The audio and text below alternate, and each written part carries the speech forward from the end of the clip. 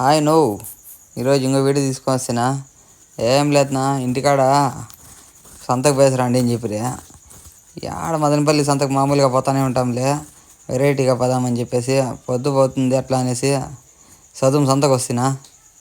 ఏంది నా స్వామి సంతలో అంతా సంతనా తిరణాలని అనుకుంటే అంతా స్వీట్లు అంట, బొమ్మలు అంట, ఏందేందో.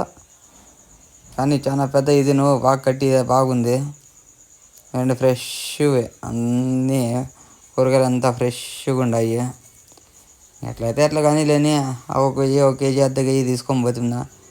రేట్లు మదనపల్లి కన్నా కొంచెం తక్కువే నువ్వు ఏమన్నా కానీ మనకు పొద్దు పోయినట్లు ఉంటుంది, సరుకులు తీసుకున్నట్లుంటుంది అని చెప్పేసి వస్తే నిమ్మకాయలంట, ఆకులు గీకులు తీసుకుంటున్నా బలంగానే. ఆకులు కట్ట 10 రూపాయలంట. ఇంకా అట్లా పోయాలకు ఒట్టి చేపలు కనపడినా. ఏంది నా స్వామి సంతంతా వాసన లేపేసినాయి, ఒట్టిగా 7 చేపలు, వెరైటీ చేపలు అంట.